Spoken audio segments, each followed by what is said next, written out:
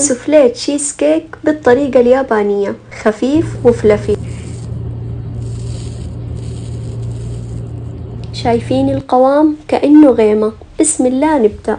نخلط السكر مع الدقيق ونخليه على جنب.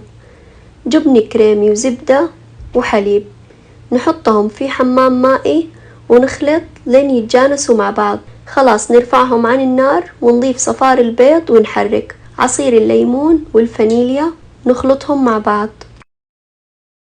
ننخل الدقيق المخلوط بالسكر، نخلط لين كل تكتلات الدقيق تروح. هنا زيادة حطيته بمصفاة عشان نبغى القوام ينعم زيادة ونتخلص من أي تكتل. نخليه على جنب.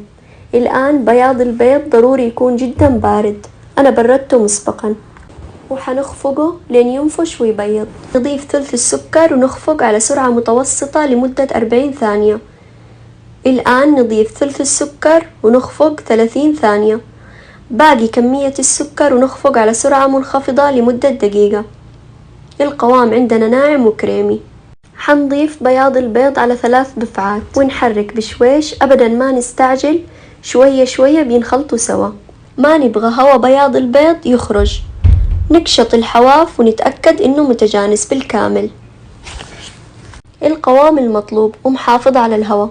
نصب الخليط في صينية مبطنة ورق زبدة وبقاع متحرك. بعود شواء نسوي حركة دائرية عشان نخرج الهواء الزايد ونخبطها خبطتين على الرف.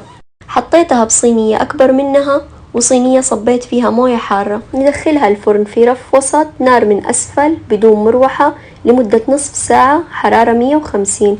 بعدين نفتح الفرن 10 ثواني عشان نحرر البخار ونمنع التشقق ويكون السطح مستوي. حنرجع نخبزها على حرارة 110 لمدة نصف ساعة. بعدين نولع عليها من فوق لمدة 4 دقائق، حرارة 150.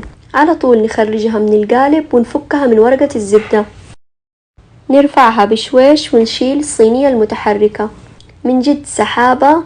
نقدمها حارة أو باردة حسب الذوق، وممكن تتقدم مع الشوكولاتة، تذوب بالفم ذوبان. وبألف عافية يا رب علينا وعليكم.